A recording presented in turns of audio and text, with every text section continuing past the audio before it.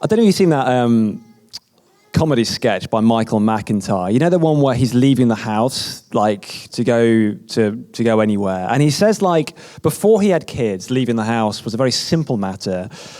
Of I'm going to leave the house now, and open the door, and out you go. But when you've got kids, it's a war zone because suddenly the very simple tasks of getting everyone's shoes, coats, winter is the worst, scarves, hats, where are they? Where do they go? Where does the other glove go every time? The shoes go on, someone's sock is slightly ruffled or itching their foot, so it has to come off while you scratch their foot and put it back on again.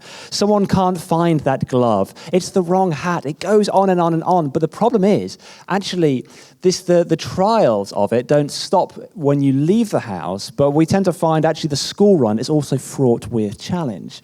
We walk our way to school. This week, our challenge was, one of our challenges was Eva really, really wanted to carry her rucksack. But Eva is 4, and the walk to school is already a little bit tiring. And so she puts this rucksack on, and it's got her PE kit in, and it's got her water bottle, and it's got her lunch. And it's actually quite heavy for her to carry.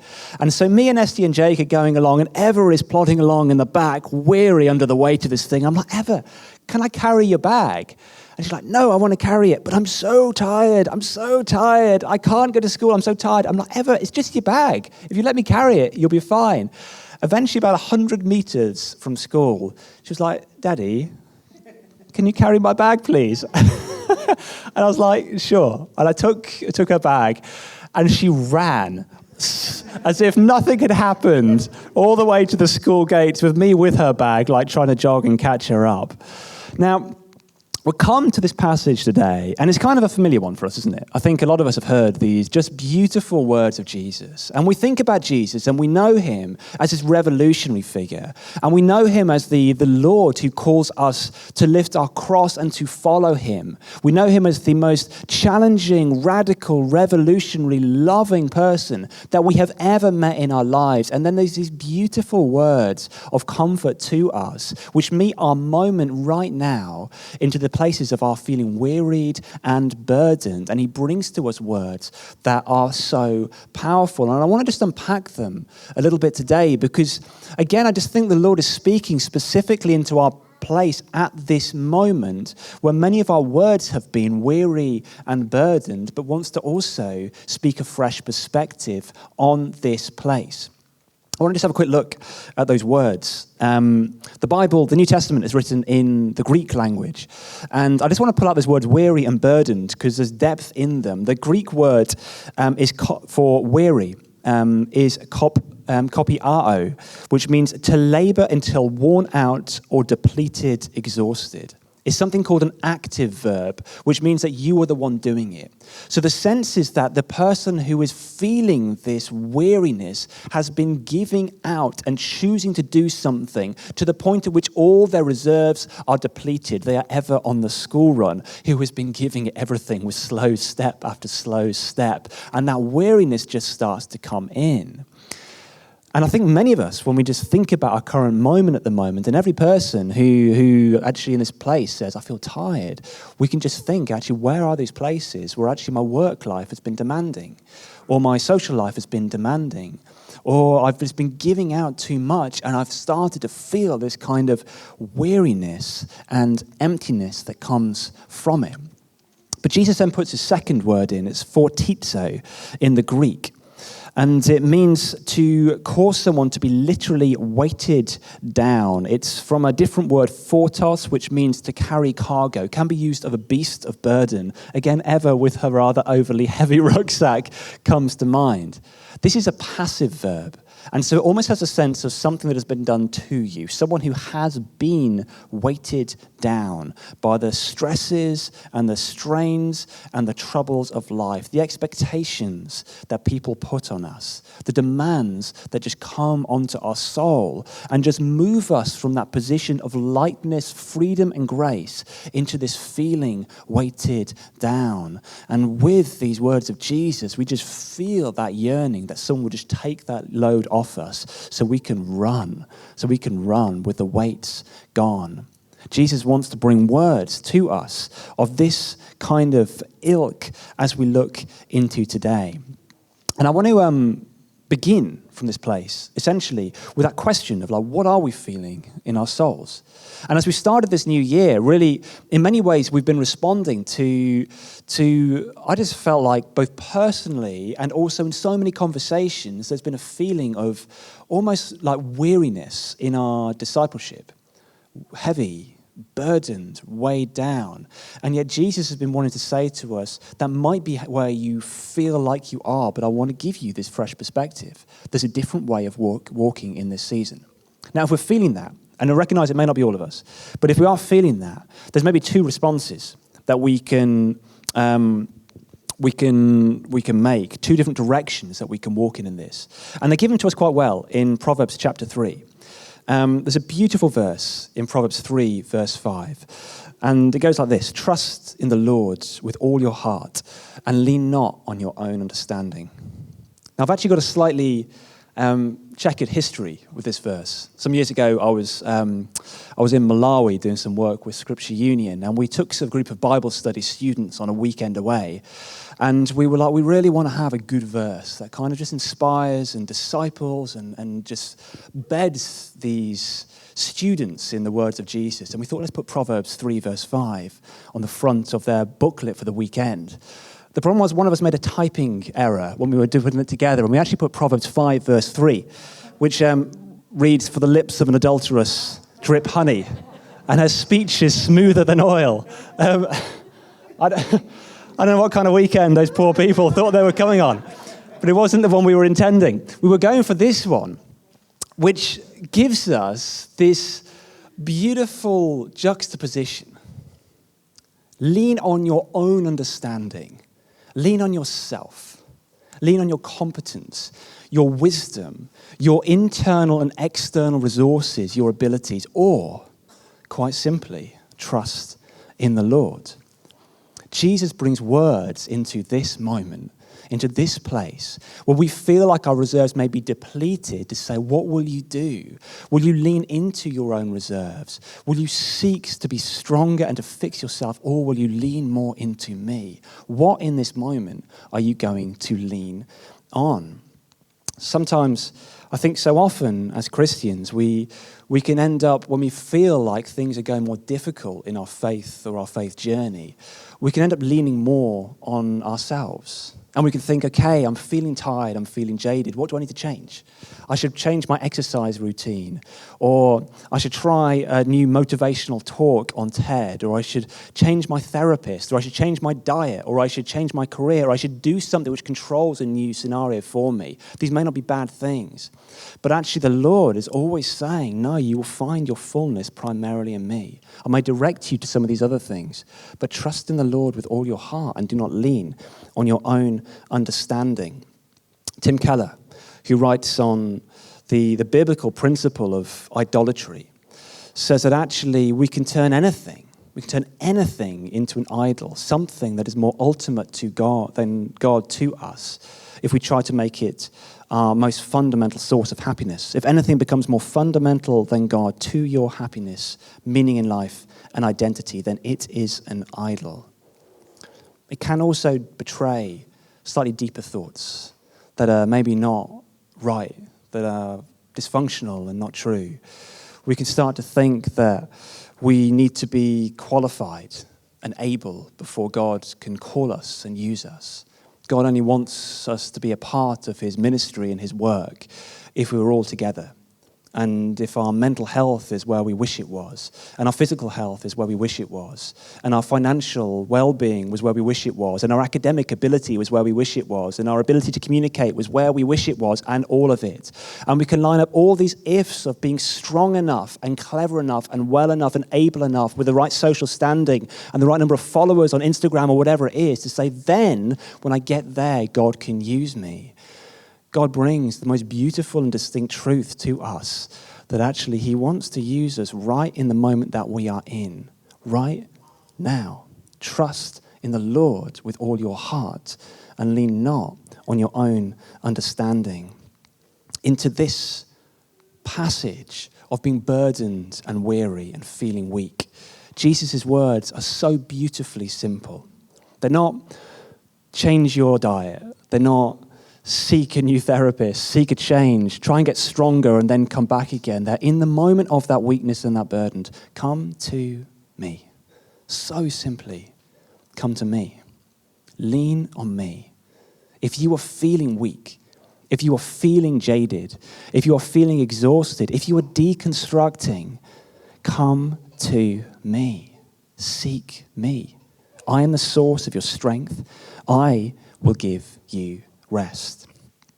John Mark Comer, in his book Garden City, writes about Jesus and the Sabbath being the emblem and day and rhythm of rest for the people of God, one of our core practices here at Anchor. And he writes these words: Jesus is the embodiment of the Sabbath. He's the seventh day in flesh and blood.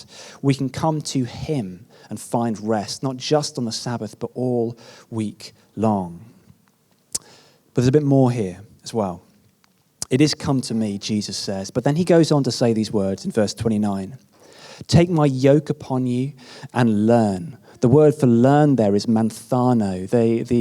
It's the verb form of the word mathetes, which is where we get the word disciple. Disciple yourselves to me. Learn from me, for I am gentle and humble in heart, and you will find rest for your souls. Jesus says, come to me for rest.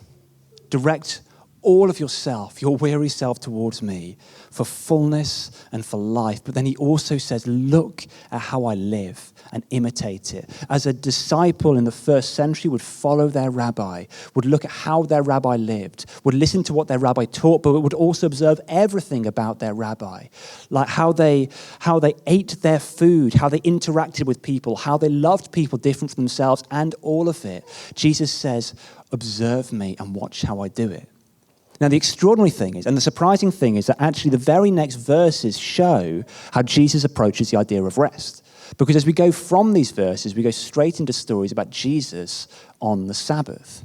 Jesus speaks about, come to me and you'll find rest, and walk with me and learn from me and you will find rest. And then he goes out on the day of rest and he models something quite different. Because he doesn't model kind of withdrawal and hiding, but rather he models this easy grace of walking through the land, bringing healing and life, walking through fields, snacking with his disciples, talking, teaching, and healing the sick. Jesus lives from this place of beautiful restedness, and yet it also operates in this easy giving out of himself, which looks surprisingly like ministry. The easy yoke and the discipleship of Jesus and the call into rest does not just mean doing nothing, but rather it means in the position often of feeling like we're drained. He's saying, walk at my rhythm and be filled with a different source of strength. Back to Proverbs 3:5. What are we leaning on in this moment? When we feel like we're burdened down and we're on our way to school with that little rucksack on, and maybe just maybe, the Lord is saying, okay, I want to lift off the burdens, but I want you still to walk with me, leaning on me into all that I've called you to do and to be. This is not a moment for hiding, but there is grace in the stepping out with me. Now, there's another passage I want to look at today, which really pulls out this idea for us. Because I think what can happen in this kind of a moment as a church and as a disciple is that when we feel we're lacking, that's when we kind of seize up and we stop serving and we stop stepping forward with all that he's calling us to do and to be, and we go into hiding. But actually, there's something in the scriptures which is consistent and repeated and emphasized, that is often in those moments of emptiness the Lord is most able to fill us with his strength for his ministry. Turn with me, if you will, to 2 Corinthians chapter 12, which is just a classic passage on this topic. Now, in this passage, if I can balance things up here without losing my Bible, in this passage, Paul has been speaking about deep and challenging persecutions. He's talked about many things he has faced as an apostle. He then talks about extraordinary visions that he's had, being able to almost perceive into what he calls the third heaven, the very place of God himself. He's had these incredible, powerful visions. But then he comes to these words, because with all the stuff that has happened to him, with going through all these hardships, with preaching in all these nations, with healing all these sick people, and with these incredible visions, you could think that Paul would start to put confidence in those things, that he would start to think his credentials qualified him to be a person for operating in his own strength and ability and testimony and story. But Paul is incredibly grounded in a different source of strength. Have a look with me from the second half of verse 7, after talking about these revelations. Therefore, he writes, in order to keep me from becoming conceited, I was given a thorn in my flesh, a messenger of Satan to torment me. 3 times I pleaded with the Lord to take it away from me, but he said to me, Jesus said to me, my grace is sufficient for you, for my power is made perfect in weakness. Therefore, I will boast all the more gladly about my weaknesses, so that Christ's power may rest on me.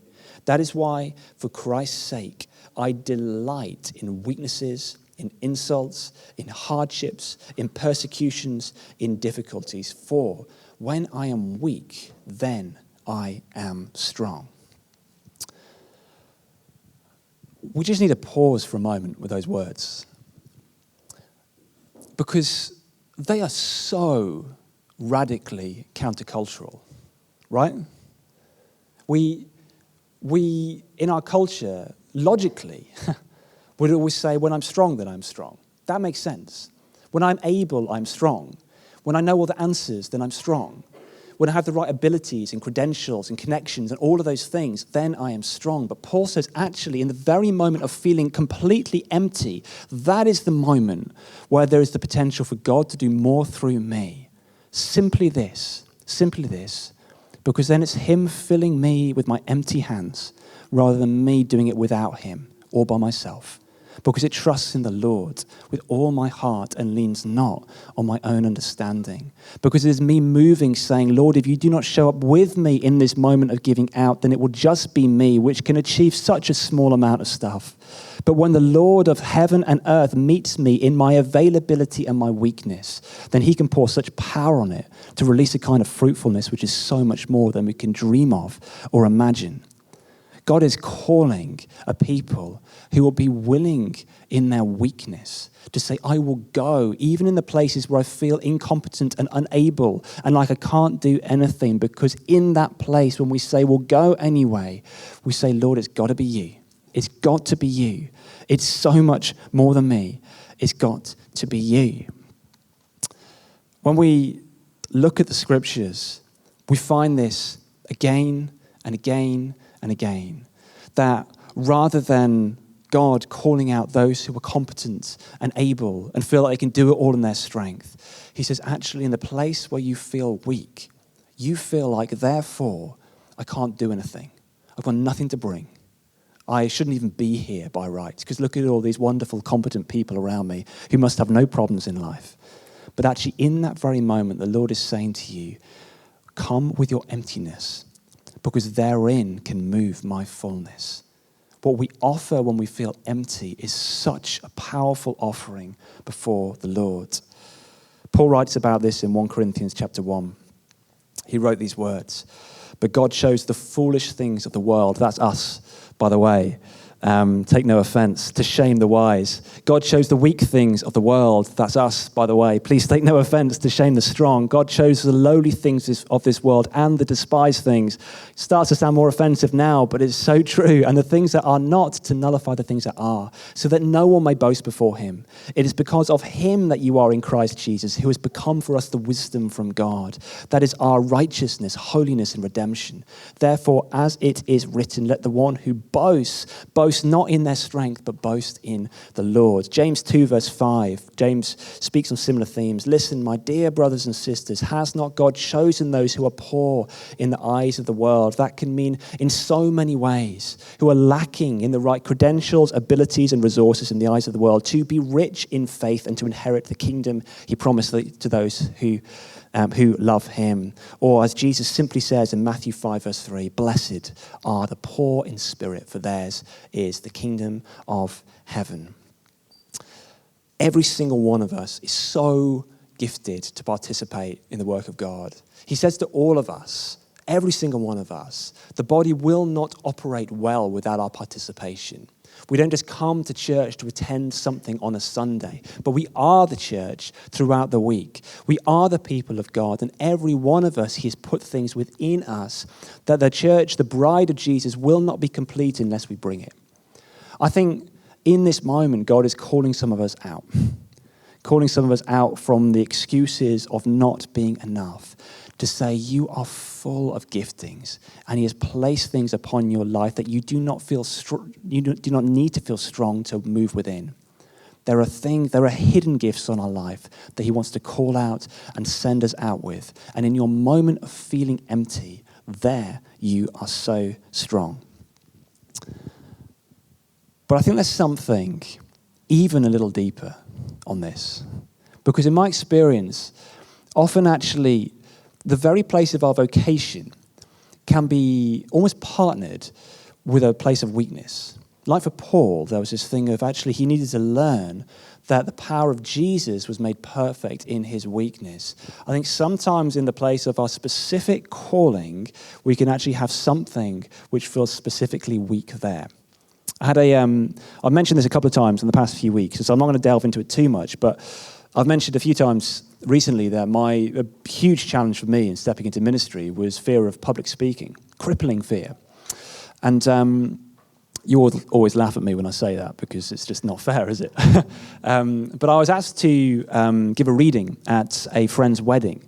And he'd asked me to read Psalm 23. And I thought, no problem. I can read Psalm 23. It's not especially long. I can get through that, okay. But as I sat in the congregation and I was waiting for the reading to come, it's almost like I stopped being able to hear anything else in the room. And the fear started to rise up within me of having to read this passage in front of the room. My heart started to beat in my chest. I started to get sweaty. My breathing became less regular. All of those signs of this is a man seriously stressed. This is not a good place to be in. But I've got to get up to that lectern with that Bible and somehow get through those words. And then as I was kind of trying to prepare myself and calm myself down, I realized what some of the words were. And there's a beautiful line in the middle of Psalm 23, which reads, you prepare a table before me in the presence of my enemies. It's a mysterious line, right? The psalm is about God being a shepherd, but then David in the middle of it changed his tack to this line that there is a feast before us in the very presence of our enemies. And I thought, this fear is my enemy. Actually, that lectern at the front of the church feels like the place of my enemies. What if there's a feast for me there? What if in the place where we feel that besetting weakness, which is always our reason for not stepping into what God has called us to, what if that place where we feel confronted with the enemy is actually the very place where he has a feast set before us, that he is calling us further on and further out, and that the excuses that we've given for I can't go there because, he's saying actually in the presence of that because, I'm going to be there with you and I have a feast for you. I have learned this again and again and again, that actually the life of God is found in the places that I fear to go to. And the advance in the kingdom has so often had to go through the things that reluctantly I would want to run away from, but actually he's saying press forward and come, because there's a feast there. There is a feast there. Step out, because in weakness his power is made perfect, not in my strength. We're so good at excuses, aren't we? We're so good at excuses. Not me. And actually, when we go through the Bible, people in the Bible are just as good as we are, almost comedically good. And when we look through the scriptures, we see again and again people are not able in the places of their vocation. God loves that. He loves meeting us when we're not able in the place of our vocation, because then it's him and it's him beyond us. And we have to do it leaning not on our own understanding and our strengths, but we have to do it leaning and trusting on him. Abraham and Sarah were called to have a child and father a nation. What was the one thing they could not do? They couldn't have children. When we look at the story of Moses, I mean, his conversation with God about liberating the people from Egypt is almost comedic in how much he fights it. Moses grew up in the courts of Pharaoh. It says that he was trained in all the wisdom of the Egyptians, and that yet the one thing he couldn't do was speak well. What does God ask him to do? Speak to Pharaoh.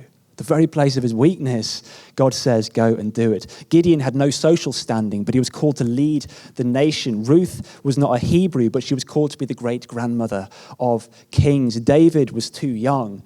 Incidentally, so was Jeremiah, Samuel, and Timothy, but they were called to lead and to speak with authority. Mary Magdalene was a woman with a sketchy past, and her testimony as a woman in first century context was not legally valid, and yet she was the one who was called to be Jesus' first witness of his resurrection. Peter and John were uneducated. They were bolshy and brash, working class guys from the north. But between them, they authored 6 books in the New Testament and became founding leaders in the early church. Paul, who we think of as a giant of faith, describes himself as a weak communicator with weak bodily presence and his speech being of no account. He says, I am unskilled at speaking, and yet he was the one who was called to carry the message of the gospel into Europe. In the place of our weaknesses, God is calling us out. In the place of our frailty and fatigue, God is saying there is a feast for you in the presence of your enemies. Jesus, emptied of all honor, emptied of all the power and ability that made him God, born in really, really questionable circumstances, refugee as a child from the most despised and overlooked part of the land, brought up as a carpenter's apprentice, not as a rabbi. And yet he was our Messiah and our Lord, who learned to move daily, not from his own strength and competencies, but from the power of God moving through him. I think so often when we think about where next with the Lord, and we're feeling a bit down, and we're feeling a bit burdened, and we're feeling a bit frail, what we tend to do is to think, in this place, I need to hide for a little bit. I need to hide. I need to step back. I need to do something else. I need to let some other people do it. But for some of us today, I think he's saying, your way further on is to step out again. Because actually the dryness you feel can be met as you walk with me, as you make your hands available, as you step out afresh in your gifts, because my power is made perfect in weakness, and I am your rest.